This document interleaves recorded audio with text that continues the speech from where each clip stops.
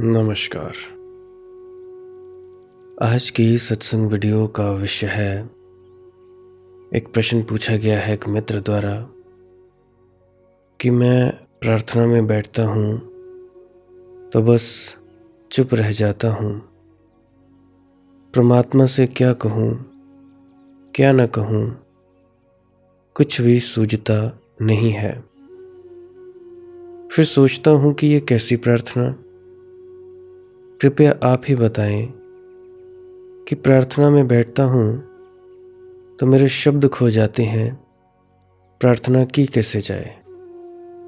तो चलिए इसी विषय के संदर्भ में आज की सत्संग वीडियो आरंभ करते हैं। गुरु प्यारी सत्कारयोग सत्संगत जी, आप सभी के भीतर बैठे परमात्मा को मेरा प्रणाम।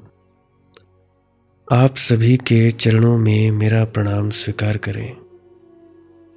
विनती करना चाहता हूँ, जो भी व्यक्ति ध्यान में गहरा उतरना चाहता है, मन से पार जाना चाहता है कि मन तंग ना करे ध्यान के वक्त, तो वो व्यक्ति इस वीडियो को पूरा अंत तक सुनने की कृपालता ज़रूर करें जी। अन्यथा वीडियो को बीच में ही छोड़ सकते हैं। अगर आप लोग ध्यान में तरक्की नहीं चाहते कि आपका मन काबू में आए, नहीं चाहते कि आपके घर से कलह क्लेश मिटे। बाकी अगर चाहते हैं तो इस वीडियो को अंत तक सुनने की कृपालता ज़रूर करें जी। तो चलिए अब हम अपने मूल विषय की ओर बढ़ते हैं। जैसे कि प्रश्न है कि भाई, जब भी मैं प्रार्थना में बैठता हूँ प्रार्थना के लिए, तो मेरे शब्द खो जाते हैं, मैं चुप सा हो जाता हूँ। मेरे मित्र, प्रार्थना भाव है, और जो भाव है शब्द में बंधता नहीं।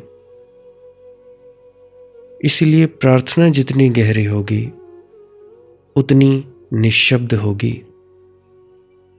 कहना चाहोगे बहुत पर कह ना पाओगे।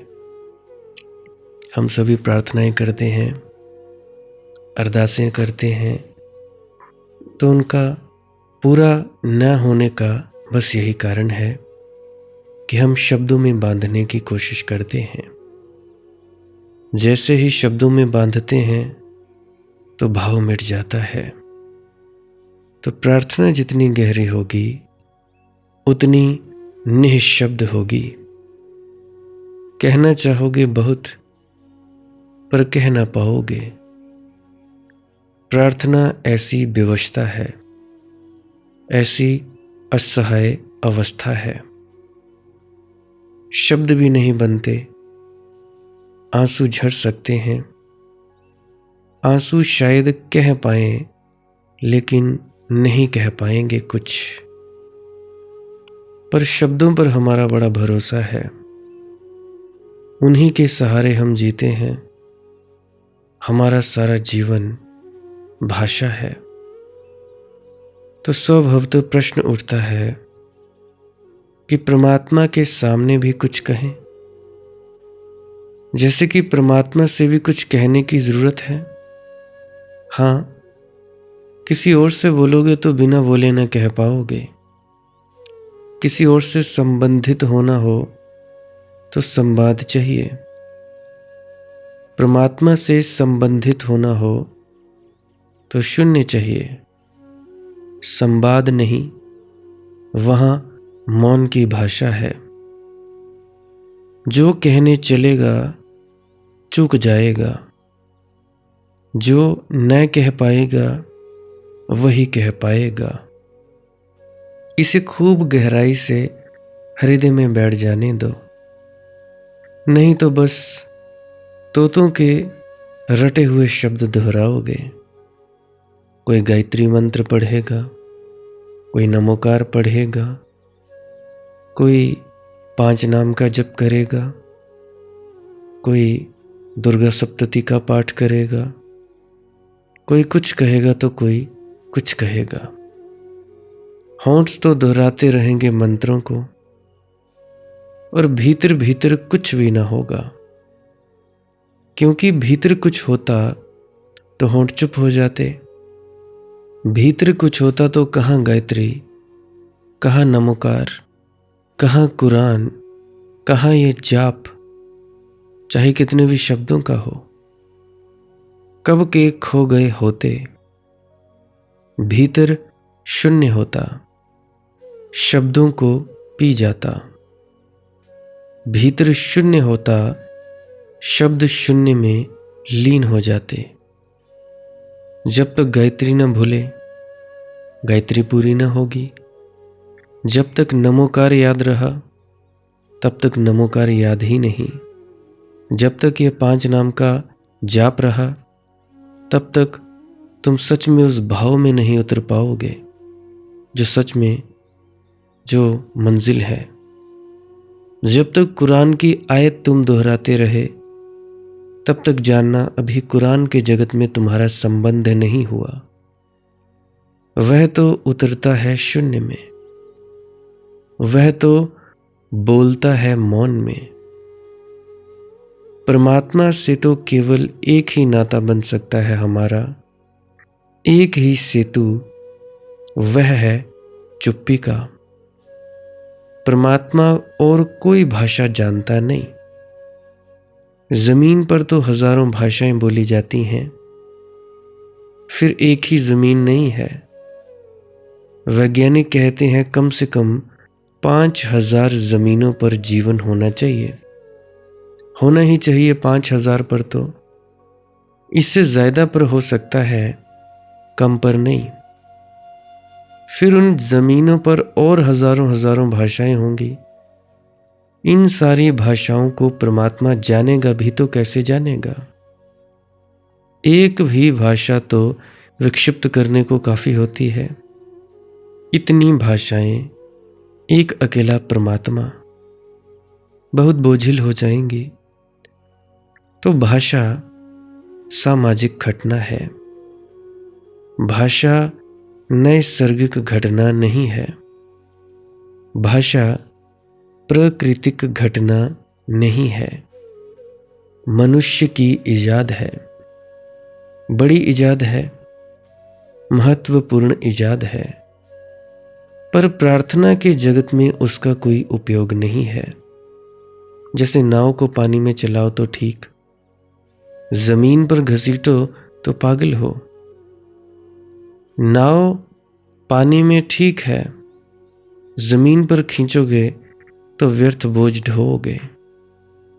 ऐसे ही भाषा को प्रार्थना में मत ले आओ, नाव को जमीन पर मत खींचो, भाषा को छोड़ दो और तुम सौभाग्यशाली हो। यह अपने से हो रहा है, यह किए किए नहीं होता। तुम पूछते हो कि मैं प्रार्थना में बैठता हूं तो बस चुप रह जाता हूं। यही तो प्रार्थना है। पहचानो, प्रतिविज्ञा करो, यही प्रार्थना है। यह चुप हो जाना ही प्रार्थना है। मैं तुम्हारी अड़चन समझता हूं। तुम सोचते होगे 5 नाम का जप पढ़ूं, नमोकार करूं, गायत्री पढ़ूं, कुरान पढ़ूं या कुछ और, प्रभु की स्तुति करूं, कुछ प्रशंसा करूं परमात्मा की, कुछ निवेदन करूं हृदय का, और नहीं कर पाते हो निवेदन। जैसे जबान पर जंजीर पड़ गई, जैसे होंठ किसी ने सी दिए, तो चिंता उठती है, ये कैसी प्रार्थना। ना बोले ना बोले तो उस तक आवाज कैसे पहुंचेगी? उस तक आवाज पहुंचाने की जरूरत ही नहीं है। दूलनदास जी ने भी कहा था कुछ दिन पहले कि परमात्मा बहरा नहीं है। तुम चिल्लाओ, इसकी कोई जरूरत नहीं है। सच तो यह है, इसके पहले कि भाव तुम्हारे हृदय में उठे, उस तक पहुंच जाता है। इसके पहले कि प्रार्थना की जाए सुन ली जाती है। कहने का उपाय ही नहीं है, कहने के पहले ही बात पहुंच गई। होनी चाहिए बात, हृदय में भाव होना चाहिए सघन, प्रेम से भरा हुआ। तुम भाव से मग्न होकर मौन रह जाओ, प्रार्थना हो गई। उसी मौन में निवेदन हो जाएगा, वही मौन निवेदन है। उस मौन में ही जो नहीं कहा जा सकता, नहीं कभी कहा गया है, नहीं कभी कहा जाएगा, कह दिया जाएगा। बिल्कुल आसानी से कह दिया जाएगा, मगर ये सिर्फ भाव हो, शब्द ना बने। यह तुम्हारे भीतर घनी प्रतीति हो। शब्द तो सब चीजों को छिछला कर जाते हैं। जैसे बड़े से बड़े शब्द, कीमती से कीमती शब्द, किसी से तुम्हें प्रेम हो गया है और जब तुम कहते हो कि मुझे प्रेम हो गया है, तब तुम्हें लगता है कि भाई प्रेम में तो वह बात आती नहीं जो तुम्हें हो गई है। प्रेम शब्द बड़ा छोटा पड़ जाता है। ये 2.5 अक्षर उस जीवन के महाकाव्य को कैसे कहेंगे? उसकी गहराइयां बहुत हैं। प्रशांत महासागर की उतनी गहराई नहीं है जितनी हृदय में प्रेम की गहराई होती है, और ना ही गौरी शंकर की इतनी ऊंचाई है जितनी हृदय में उठे हुए प्रेम के शिखर की ऊंचाई होती है। प्रशांत सागर उथला है और गौरी शंकर भी टीले टाले हैं। कैसे भरोगे उस ऊंचाई, उस गहराई को इस छोटे से 2.5 अक्षर के शब्द में, प्रेम में? नहीं, भर नहीं पाएगा। और फिर इसी प्रेम शब्द का उपयोग हम और 1000 चीजों के लिए भी करते हैं। कोई कहता है मुझे आइसक्रीम से बड़ा प्रेम है, और कोई कहता है मुझे धन से बहुत प्रेम है। यही प्रेम, ये जो शब्द है, छिछली से छिछली बात के लिए उपयोग में आता है। यही प्रेम शब्द जब परमात्मा से तुम्हारी लगन जुड़ जाती है तब भी उपयोग में आता है। अब तुम लोग ही बताओ, आइसक्रीम और परमात्मा में क्या संबंध जोड़ पाओगे? कोका कोला में और मोक्ष में क्या संबंध जोड़ पाओगे? लेकिन कोका कोला से भी प्रेम है, मोक्ष से भी प्रेम है। हमारे शब्द बड़े थोड़े हैं, बड़े छोटे हैं, बड़े ओछे हैं, बस काम चलाऊ हैं। ठीक है, लोक व्यवहार चल जाता है, लेकिन प्रार्थना कोई लोक व्यवहार नहीं है। प्रार्थना अंतर निवेदन है, शब्द शून्य अस्तित्व के चरणों में समर्पण है। झुको, तुम्हारे झुकने में बात हो जाएगी। मौन हो जाओ, आंखों को बंद हो जाने दो, क्योंकि कुछ चीजें हैं जो खुली आंख से दिखाई पड़ती हैं और कुछ हैं जो सिर्फ बंद आंख से दिखाई पड़ती हैं। कुछ चीजों के लिए बंद आंख ही खुली आंख है। और अगर आंसू झर उठें तो समझना तुमने फूल चढ़ा दिए उसके चरणों में। डोल उठो मस्ती में, जैसे कोई शराब पिए हो कि पैर कहीं पड़े कहीं रखो, तो समझना कि बात हो गई। आंखों में एक लाली छा जाए, एक मादकता छा जाए, जीवन रस विभोर होने लगे, प्राणों के पंछी पंख तड़फड़ाने लगे, उड़ने की तैयारी होने लगे। मगर ये सब निःशब्द है, इसमें शब्द की कहीं कोई आवश्यकता नहीं है। और तुम हैरान हो जाओगे, जब तुम्हारे भीतर एक भी शब्द नहीं बनता तो सारा अस्तित्व तुम में कुछ उंडेलने लगता है, क्योंकि तुम खाली गागर हो जाते हो। खाली गागर हो जाना प्रार्थना है।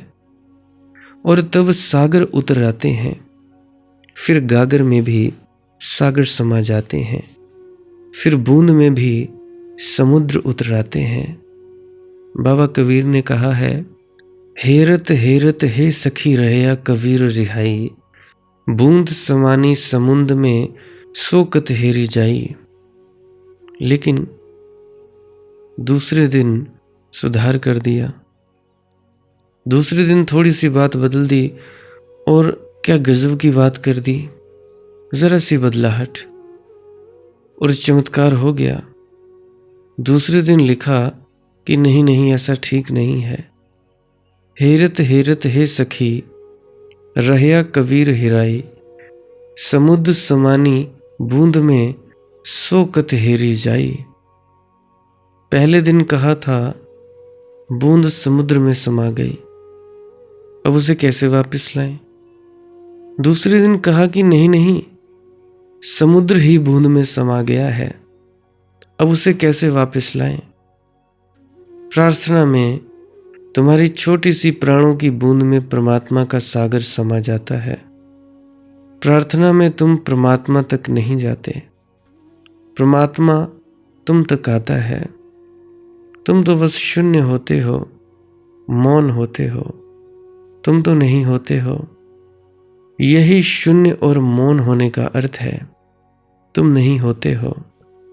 और जहां तुम नहीं हो वहीं परमात्मा प्रकट हो जाता है। अनंत अनंत रूपों में, हर फूल में उसकी गंध, हवा के झोंके में उसका झोंका, हर हरियाली में वही हरा, चांद तारों में वही, सूरज में वही, लोगों में वही, हंसते हुए बच्चे की किलकारी में वही, हिरन की छलांग में वही, आकाश में उड़ गए पक्षी में वही। जब तुम बिल्कुल चुप हो जाते हो तब तुम्हारे सामने जीवन अपने सारे पर्दे गिरा देता है। तुम पात्र हो गए। इसलिए ये तो मत कहो कि मैं चुप रह जाता हूं, क्या करूं, शब्द नहीं बनते। परमात्मा से क्या कहूं क्या ना कहूं। मैं कहता हूं कुछ कहना ही नहीं है, वह जानता है। तुम नहीं था तब से जानता है, तुम नहीं हो जाओगे तब भी जानता रहेगा। परमात्मा जानने की अवस्था है, वह परम वेद है। तुम चुप हो जाओ, तुम सन्नाटे में डूब जाओ, तुम मिट जाओ, तुम ना हो जाओ और फिर देखो चमत्कार। फिर देखो घटते परमात्मा को चारों ओर। चुप हो जाओ, तुम्हें उसकी सांसें छूती हुई मालूम पड़ेंगी। बोलना है चांदी, चुप होना है सोना। चुप हो जा मेरे प्यारे, अगर तुझे ईश्वर है होना। चुप रह जाओ, तुम्हें उसकी धड़कन सुनाई पड़ेगी। चुप हो जाओ, तुम्हें उसके पैरों की आहट पास आती मालूम होने लगेगी। मुझसे पूछते हो मार्ग दिखाएं, तुम मार्ग पर हो भाई, बस इस पर ही टिको। न शब्द बनाओ, न भाषा को बीच में लाओ। भाषा पहाड़ की तरह खड़ी हो जाती है भक्त और भगवान के बीच में। मनुष्यों से बोलना हो तो भाषा की जरूरत है, परमात्मा से बोलना हो तो भाषा की कोई भी जरूरत नहीं है। तुम लोग चाहते हो तुम्हारी प्रार्थनाएं पूरी हों, कैसे होंगी? बस अंदर भाव रखो, चुपचाप ध्यान के लिए बैठ जाओ, शब्द धुन सुनते रहो, सुनते रहो, सुनते रहो। अपने आप गहरे तलों में वह प्रार्थना पहुंच जाएगी। बस बोलना कुछ नहीं है, भाव में लाना है, महसूस करना है कि ऐसा ऐसा करना है, ऐसा ऐसा हो जाए। गौर फरमाएं, जो ये प्रार्थनाएं मांगने वाले की जाती हैं, इसे सिर्फ संसार मिलता है।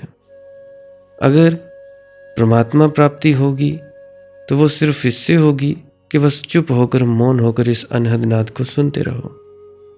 जिनका यह अनहद नाद या शब्द धुन नहीं चालू हुआ है, वे खाली मौन होकर बैठे रहें, चुप होकर बैठे रहें। कुछ नहीं करना, न कहीं आना, न कहीं जाना। अगर कहीं पहुंचने की सोची तब भी चूक जाओगे। अगर जबरदस्ती करने की कोशिश की तब भी चूक जाओगे, चूकते ही चले जाओगे। तो ज़रा खबरदार और ध्यान से। प्रार्थना इस तरह से नहीं होती जिस तरह से तुम शब्दों में करने की कोशिश करते हो। अगला प्रश्न है, भाई मैं गहरे ध्यान में उतरना चाहता हूँ, पर संसार से बहुत डरा हुआ हूँ। ध्यान में मेरे चारों ओर जो बवंडर उठेगा उसे मैं झेल पाऊंगा या नहीं? कृपया भाई तुम आश्वस्त करो। मेरे मित्र, ध्यान में, गहरे ध्यान में उतरने का अर्थ है असुरक्षा में उतरना। गहरे ध्यान में उतरने का अर्थ है अज्ञात में चरण रखना। गहरे ध्यान का मतलब है जाने माने को छोड़ना, अनजाने से प्रीति लगाना। आश्वस्त तो तुम्हें कैसे करूं, बवंडर तो उठेगा। मेरा आश्वासन झूठा होगा। मैं तो इतना ही कह सकता हूं कि बवंडर निश्चित उठेगा, उठना ही चाहिए। अगर न उठे तो भाई ध्यान पक्का कैसे होगा? गहरे ध्यान में कैसे पकोगे? जैसे धूप न निकले और सूरज न आए तो फल पकेंगे कैसे? आंधी न उठे, तूफान न उठे तो वृक्षों की रीढ़ टूट जाएगी। आंधी और तूफान के झोंके सहकर ही वृक्ष सुदृढ़ होता है। बवंडर तो उठेगा भाई। इतना ही आश्वासन दे सकता हूं तुम्हें कि बिल्कुल निश्चिंत रहो, जरा भी चिंता ना करो, बवंडर उठेगा ही। और तुमने जितना सोचा है उससे बहुत ज्यादा उठेगा और उठता ही रहेगा। ऐसा नहीं कि आज उठा और कल शांत हो जाएगा। तुम जब तक जियोगे बवंडर उठता ही रहेगा और बवंडर रोज बड़ा होता जाएगा। ध्यान की परिपक्वता ही तब होती है।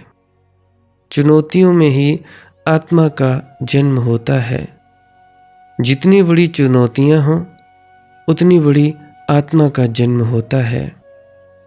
आत्मा ऐसे ही नहीं पैदा होती। अपने को बचाए रखो सुरक्षित सब तरह से, तो आत्मा नहीं पैदा होगी। तुम्हारे भीतर एक फुसफुसापन पैदा होगा। संघर्ष में तुम्हारे भीतर कुछ सघन होगा। संघर्ष में तुम्हारे भीतर कुछ सबल होगा। इसलिए जो बवंडर उठाएंगे वे शत्रु नहीं है, मित्र हैं। मित्र ही उठाएंगे, शत्रु मत समझ लेना उन्हें। वे तुम्हारे मित्र हैं।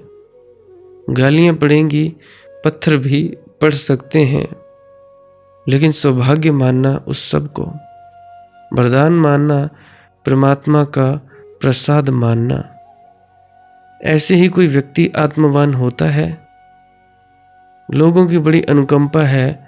जब भी वे देखते हैं कहीं आत्मा का जन्म हो रहा है तो सब तरफ से सहयोग करते हैं।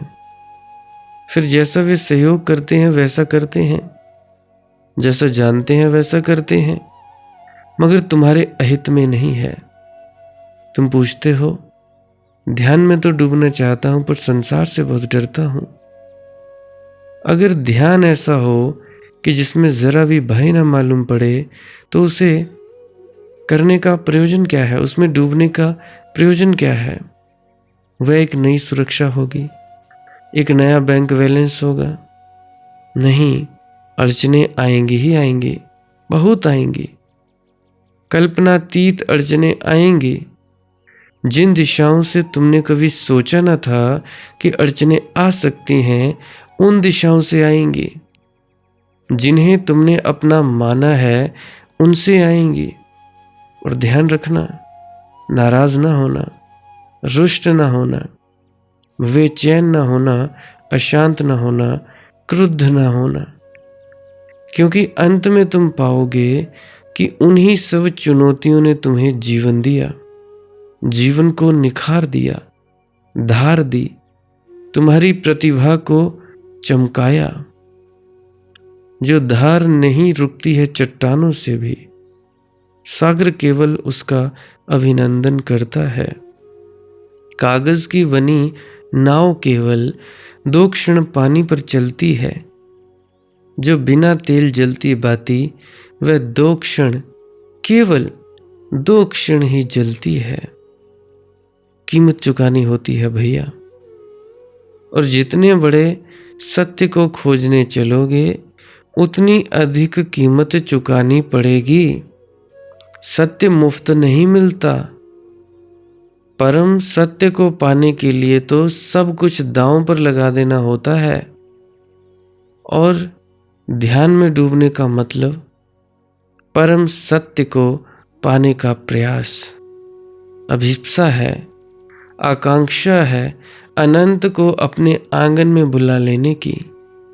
अभिप्सा है, प्रार्थना है विराट को अपने प्राणों में समा लेने की। तैयारी करनी होगी, जुआरी होना होगा। व्यवसायी ध्यानी नहीं हो सकता। जो 2-2 कौड़ी का हिसाब लगाए और जो सदा लाभ ही लाभ की सोचे वह ध्यानी नहीं हो सकता। ये तो दांव की बात है। इसलिए मैं फिर से कहता हूं, जुआरी ही नामदानी सज्जन हो सकता है, ध्यानी हो सकता है, जो सब दांव पर लगा दे, इस पार या उस पार। तुम कहते हो ध्यान में डूबना चाहता हूं। डूबना चाहते हो तो भाई डूबो। व्यवधान तो होंगे, अड़चने तो होंगी, लेकिन अक्सर ऐसा हो जाता है कि असली अड़चन तुम्हारे भीतर है और बाहर की अड़चनें नहीं रोकती, भीतर की अड़चनें रोक लेती हैं। अक्सर ऐसा होता है कि यह डर सिर्फ बहाना है। इस डर को बड़ा करके देख लेना सिर्फ बचने की एक प्रक्रिया है। कैसे डूबूं ध्यान में, कैसे हो जाएगा? मैं तो डूबना चाहता हूं मगर बवंडर उठेंगे। कैसे डूबूं ध्यान में? समझा लिया अपने को कि मैं डूबना भी चाहता हूं और बहाने भी खोज लिए कि क्यों नहीं जाता हूं। ये सिर्फ तर्काभास है, तर्क का आभास। जिसे लेना है आनंद, जिसे डूबना है वो डूबेगा, फिर परिणाम जो हो सो हो। इस संसार में क्या बवंडर, क्या छीन लेंगे तुमसे? तुम्हारे पास अभी है क्या? पद जाएगा, प्रतिष्ठा जाएगी, धन जाएगा, मान मर्यादा जाएगी, जाने ही वाली है। जो मौत छीन लेगी उसे अपने ही हाथ से छोड़ दो। मौत तो छीन लेगी, तब छोड़ने का मजा भी ना मिलेगा। तब छोड़ने का जो गौरव है, गरिमा है, वह भी चूक जाएगी। मौत तो छीन ही लेगी तो तुम ही क्यों नहीं छोड़ देते? और मर्यादा का मूल्य क्या है? पानी पर खींची गई लकीरें।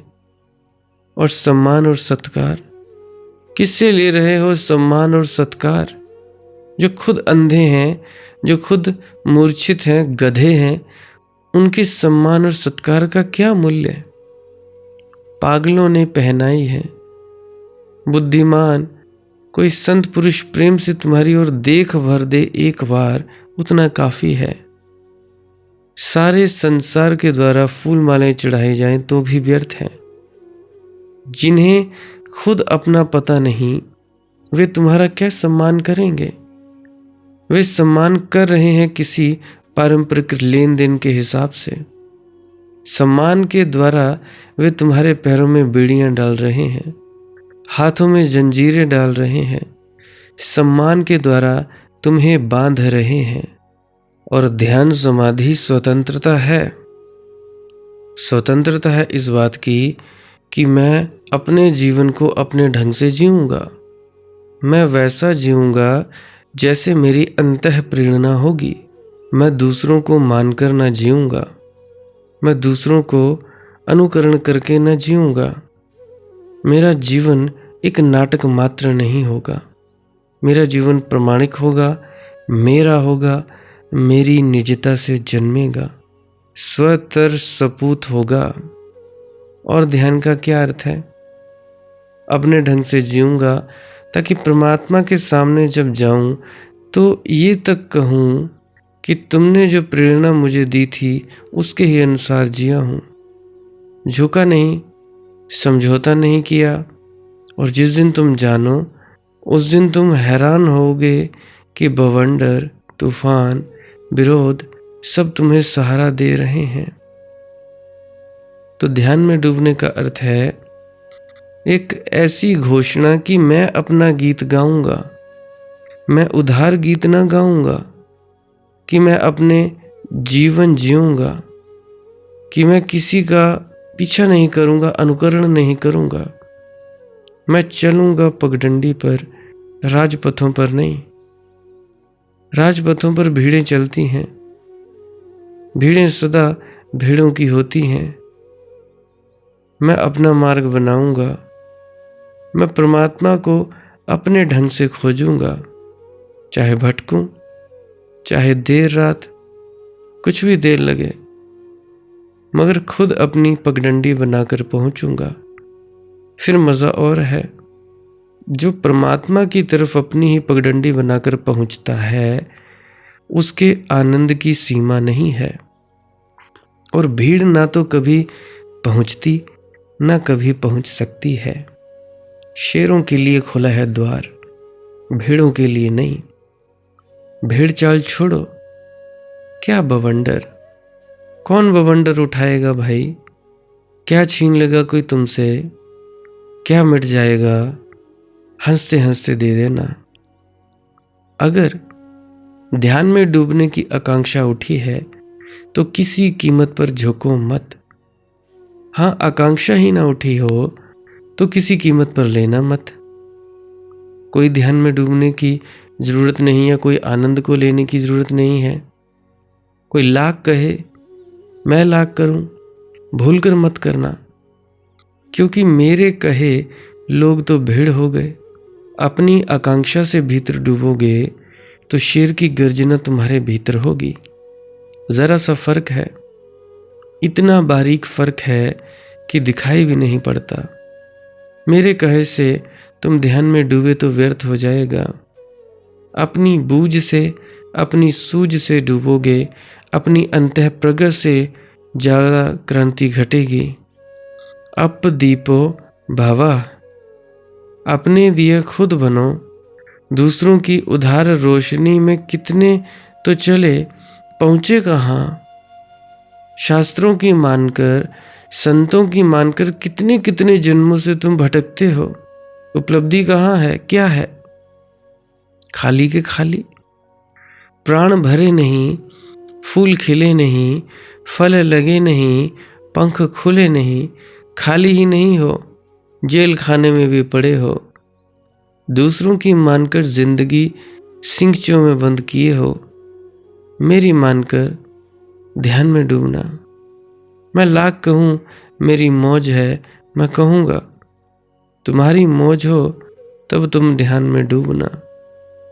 जब तुम्हारी मौज और मेरी मौज का मिलना हो तो मिलन है।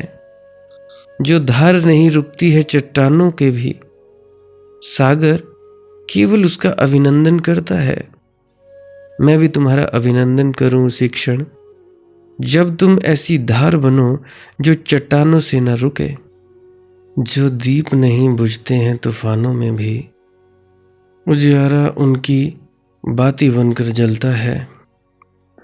संत पुरुषों से केवल उनका ही संबंध हो जाता है, उनका ही संबंध हो पाता है जो दीप नहीं बुझते हैं तूफानों में भी। नहीं तो लोगों के पास आत्माएं ही नहीं है।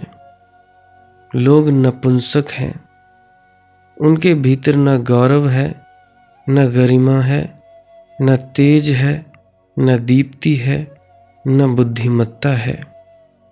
बुद्धिमत्ता दूसरों की मानकर कभी पैदा भी नहीं होती। मुझे बात याद आती है, एक छोटे स्कूल में शिक्षक ने एक विद्यार्थी से पूछा, क्योंकि विद्यार्थी के घर में भेड़ें हैं, उसने उसके योग्य प्रश्न बनाया कि तुम्हारे बगीचे के भीतर 10 भेड़ें हैं, एक छलांग लगाकर बाहर निकल गई तो कितनी भेड़ें पीछे बचेंगे। उस बच्चे ने कहा, एक भी भेड़ पीछे नहीं बचेगी। उस शिक्षक ने कहा कि तुझे गणित आता है कि नहीं।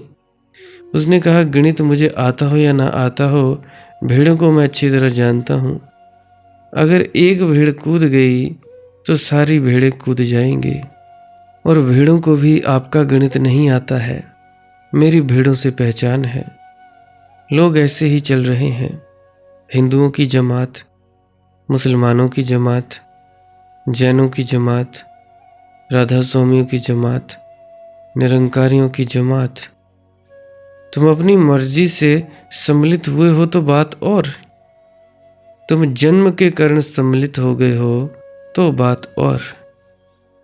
संयोग है कि तुम किसी ऐसे घर में पैदा हुए कि मुसलमान, कि हिंदू, कि राधा स्वामी, की जैन बने, कि पिता और माँ तुम्हें मंदिर ले गए, सत्संग सेंटर ले गए या मस्जिद ले गए तो तुम कहीं नहीं जाओगे। मस्जिद गए, मंदिर नहीं गए, गुरुद्वारा हो आए तो दूसरे नहीं गए। ऐसे दूसरों ने तुम्हें संस्कारित कर दिया। तुम अपनी घोषणा कब करोगे? तुम कब कहोगे कि मैं स्वयं चुनूंगा? जिस दिन तुम धर्म को स्वयं चुनते हो, उस दिन धर्म से तुम्हारा नाता जुड़ता है, तुम्हारे प्राण संयुक्त होते हैं। शमशान घाट तुम बहुत दिन रह लिए, अब भाई पनघट चलो। अपनी प्यास को जगने दो, अपनी पुकार को जगने दो, अपनी प्रार्थना को जगने दो। कह दो संसार से अपनी तरह जीऊंगा, जीऊंगा तो अपनी तरह जीऊंगा, अन्यथा मरना बेहतर है। जो प्यास नहीं बुझती है मिट जाने पर भी, अमृत केवल उसके अंधेरों को मिलता है। अमृत तैयार है, मधु कलश भरा बैठा है कि तुम जरा आत्मवान हो जाओ तो उंडल जाए। तो इतना ही मैं तुमसे कहता हूँ, ध्यान में डूबना हो तो डूबना, लेकिन अपनी मर्जी, अपने आनंद, अपने अहोभाव से, ना तो किसी के कहने से रुकना और ना किसी के कहने से लेना। तुम आनंद किसी के कहने से मत लेना, क्योंकि दोनों बातें हो सकती हैं। कहने से रुक जाओ, कहने से तुम भीतर डूबो, दोनों ही बातों में सब व्यर्थ हो जाएगा। तो याद रखना, मुझको फूलों से प्यार नहीं, मैं कांटों का दीवाना हूँ। मैं जलने वाला दीप नहीं, जलने वाला परमाना हूँ। जो बंद ना सके वह धारा हूँ, जो उठ ना सके वह पारा हूँ।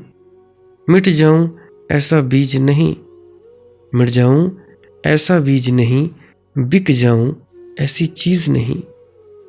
सबकी मनचाही जो कर दे वह तांबे की तावीज नहीं। मैं अपनी मस्ती में डूबा अनगाया एक तराना हूं। ध्यान तुम्हारे प्राणों का गीत है, तुम्हारे प्राणों की सुवास है। खिलो मगर किसी और की मानकर नहीं, अपनी मानकर। प्राणों से उठने दो ये सुवास, तो यही सुवास स्वतंत्रता है, परम मुक्ति है, सत्य है, निर्वाण है, सचखंड है। प्यारी साथ संगत जी, आज के लिए इतना ही। ज़्यादा बोला नहीं जा रहा है, माफ़ी। कोई प्रश्न हो कमेंट सेक्शन में लिख सकते हो। जिसको व्हाट्सएप नंबर चाहिए मैसेज करने के लिए, वो भी कमेंट कर सकता है और दोबारा से मैसेज को देख ले एक आध दिन में कि मैंने वो आपका रिप्लाई दिया है कि नहीं दिया है। किसी को बताना चाहो, शेयर करना चाहो, वीडियो कर सकते हो, ज़बरदस्ती नहीं करनी। जिसको वाकई में ज़रूरत है उसको ही करना। अगर आनंद आया हो इस वीडियो में तो पुरानी वीडियोस को भी सुन सकते हैं और इस वीडियो को भी बार बार सुने, 10-15 बार। पुरानी वीडियोस को भी सुने, आपके प्रश्नों के उत्तर मिलेंगे और भी आनंद आएगा। बाकी अपनी अपनी मौज, आपकी अपनी इच्छा है, मैं उसमें कुछ नहीं कर सकता। भजन सिमरन क्या है, श्वास क्रिया क्या है, इसके बारे में जानना चाहते हो तो अभी मैं वो वीडियो लगाए देने वाला हूँ। कृपया उस वीडियो को भी सुनकर अवश्य जाइएगा। भजन सिमरन क्या है? भजन और सिमरन दो अंग हैं। सिमरन है कुछ शब्दों का जाप करना जो आपको आपके सदगुरु द्वारा बताए जाते हैं। कोई भी जाप हो सकता है, कोई भी शब्द हो सकते हैं। करना क्या है, किसी कमरे में बैठ जाइए, या रात को बैठ सकते हैं, सुबह बैठ सकते हैं, या जब भी आपको फुर्सत के लम्हे मिले बैठ सकते हैं। तो जब बैठें तो शरीर को बिना हिलाए डुलाए बैठना है। जो बैठ नहीं सकता तो वो लेट जाए, जो चौकड़ी नहीं मार सकता वो टांगे सीधी कर ले।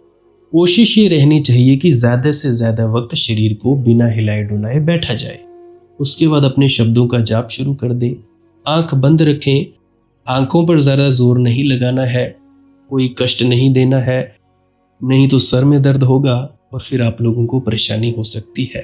तो आपने क्या करना है, चुपचाप शांत होकर बैठे रहना है, शब्दों का जाप शुरू कर देना है।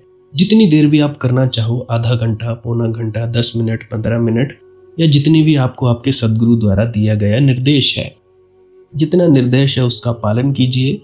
और उसके बाद दूसरा स्टेप करना बड़ा ही ज़्यादा ज़रूरी है।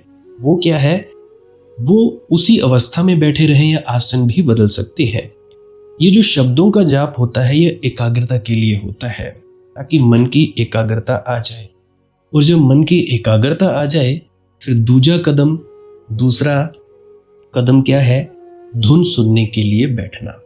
चुपचाप बैठे रहें, आंख बंद है, शब्दों का जाप बंद कर देना है। और अगर कोई भी आपके गुरु महाराज है, उनको आप स्मरण कर रहे थे, याद कर रहे थे, आंखों के सामने शक्ल ला रहे थे, तो उसको लाना बंद कर दीजिए। शब्द धुन सुन रही है तो सुनते रहिए, आंख बंद करके अंधेरे में ही टिके रहें। टिके रहना है और ये इच्छा नहीं करनी है कि कुछ दिखे, कहीं पहुंचा जाए, परमात्मा को पाना है, ये करना है, वो करना है। याद रखें, ना कुछ समझना है, ना कुछ देखना है। ऐसे ही अज्ञानी होकर इसी अंधेरे में पड़े रहें। इसी अंधेरे में पड़े रहना है बस। उसके बाद जो होगा सो होगा। और अगर कोई अनुभव हो भी गया तो इससे ये नहीं कि अगली बार फिर से कामना करनी है कि ये वैसे ही हो। कामना ही सबसे बड़ी अड़चन है, इच्छा ही सबसे बड़ी अड़चन है, किसी चीज की तृष्णा करना ही सबसे बड़ी अड़चन है, मांग ही वासना है। अगर परमात्मा चाहिए तो कुछ नहीं मांगना है, चुपचाप बस बैठो, अपने आराम में बैठो, अपने विश्राम में बैठो। धीरे धीरे धीरे वो होगा जो होना चाहिए। अगर मैं ज़्यादा बोलूँगा तो आप लोग फिर से उसकी कल्पना कर लोगे कि जी ऐसा होता है, खंड ब्रह्मांड ऐसे होते हैं, चांद तारे दिखेंगे, फलाना ढिकाना। तो मैं ऐसा नहीं कहूँगा, मैं बस इतना कहूँगा, जो कुछ दिखता है, कुछ भी दिख जाए, वो मन है, वो माया है। जो नहीं दिखता वही आत्मा है, वही आत्मा में होना है। अब जैसा कि तुम लोग इसी अंधेरे में टिके रहोगे, टिके रहोगे, टिके रहोगे, तो कुछ दिनों के बाद या महीनों के बाद एक प्रकाश आएगा। वो प्रकाश पूरे शरीर में फैलता जाएगा और धीरे धीरे तुम इस प्रकाश के सहारे अपने आप में स्थित होगे। अब देखो, इस प्रकाश को देखने वाले भी तुम हो और इस शब्द धुन को सुनने वाले भी तुम हो। अब जो ये शब्द धुन को सुनता है और प्रकाश को देखता है, ये तुम हो। तो अपने आप में स्थित होना है, अपने आप को जानना ही सच्चा आत्मज्ञान है। खुद को जानना, खुद को जान लिया, मालिक को फिर जान जाओगे। तो इतनी सी प्रक्रिया है। और आगे आप श्वास क्रिया भी कर सकते हो। ये मुझे बताई गई थी विजय शर्मा जी द्वारा। वो एक उच्च कोटि के संत हैं, तो उन्होंने मुझे बताई। अब मेरा फर्ज बनता है कि आप सभी को बताऊं। वैसे तो मैं रोज रोज बताता हूं, फिर भी आज फिर से बता रहा हूं। श्वास क्रिया क्या है, नाक से सांस लेना है, मुंह से छोड़ना है।